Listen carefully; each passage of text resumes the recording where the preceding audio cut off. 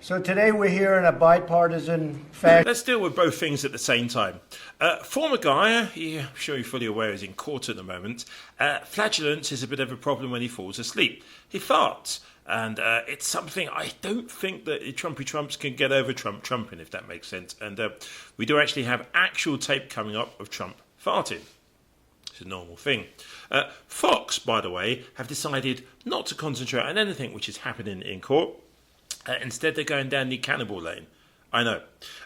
Even I am a little bit surprised at a White House press briefing, bearing in mind just all these serious things going on in the world at the moment. I'm sure, off the top of your head, you have 2 or 3 things which are probably quite important as far as you see subjects that should be brought up in the White House press briefing.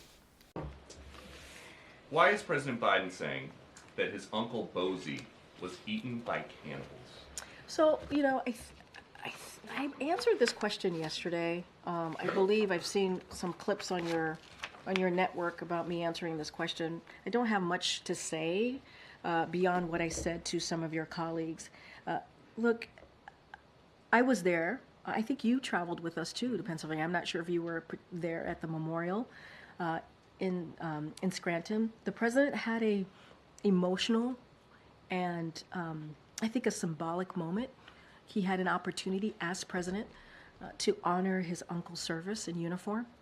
He had an opportunity to be there as president to speak to the bravery of his uncle, and not just his uncle, but many U.S. service members that put their lives on the line on behalf of this country. So his uncle, who lost his life when the military aircraft he was on crashed in the Pacific after taking off near New Guinea.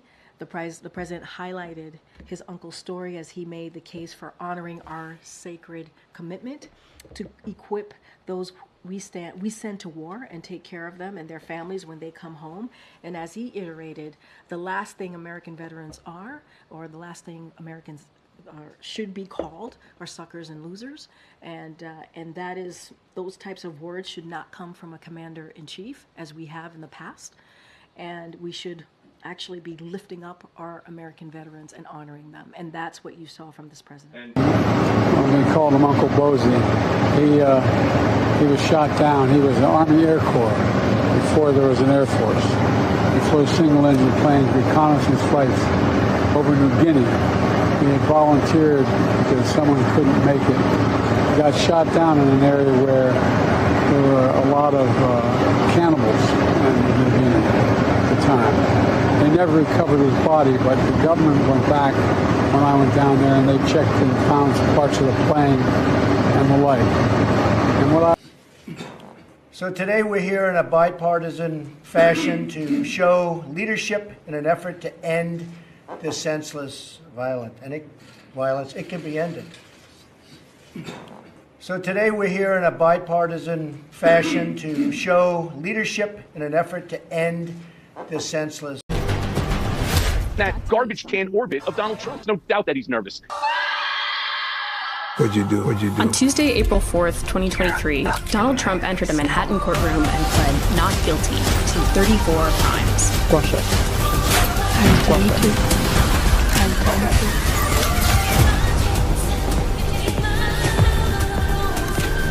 Fucking movie star. You're a fucking movie star. Said tick, tick, tick.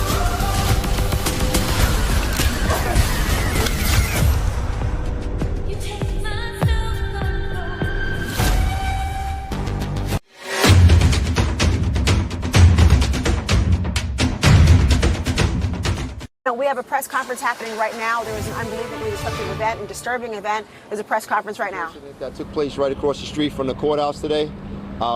We just spoke to the mayor, Eric Adams, and we spoke to the police commissioner. They're both updated.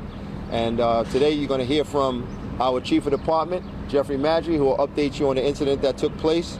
You're going to then hear from the fire commissioner, Kavanaugh, on the condition of all the people that were involved, their medical conditions.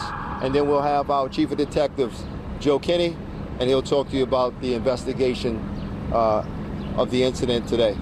So with that, I'll bring up the Chief of Department, Jeffrey Maddrey. Okay. Thank you. Thank you, Commissioner Shepard. Good afternoon, everyone. I'm going to try and talk loud so you can all hear me. But at 1:30 this afternoon, right here in Collect Pond Park, which is directly opposite of a New York County Criminal Court at 100 Center Street, where the trial of former President Trump is currently taking place, we observe a male walk into the park. He walks into the center of the park. When he's in the park, he starts shuffling around his clothes. He opens up a book bag. From the book bag, he takes numerous pieces of papers, pamphlets out. He throws the pamphlets throughout the park, and then he pulls out a canister and pours some kind of liquid on himself, a liquid we believe is an accelerant, and he lights himself on fire. The male, he takes a couple of steps while he's on fire, and then eventually falls onto a police barrier and falls down to the ground. He's on fire.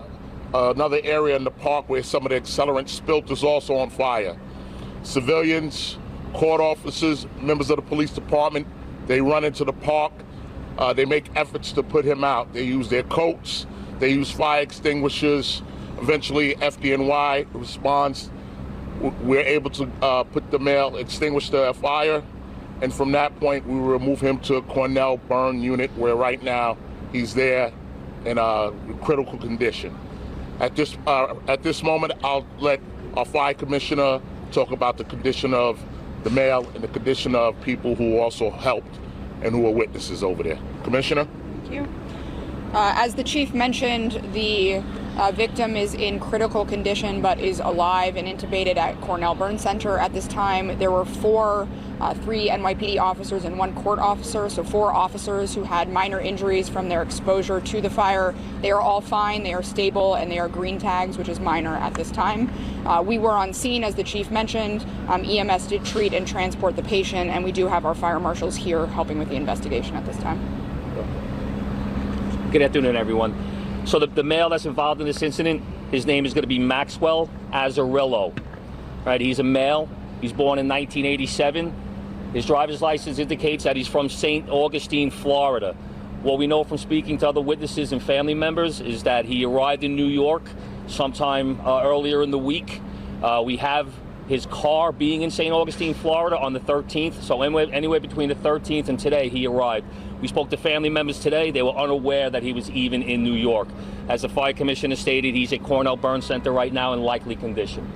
So the accelerant that was used, it appears to be some kind of alcohol-based substance that's used for cleaning. And that's all we have right now. That garbage can orbit of Donald Trump. There's no doubt that he's nervous. What'd you do? On Tuesday, April 4th, 2023, Donald Trump entered a Manhattan courtroom and pled not guilty to 34 crimes. I'm 22.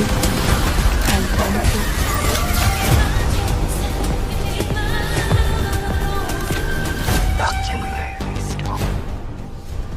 You're a fucking movie star. So tick, tick, tick.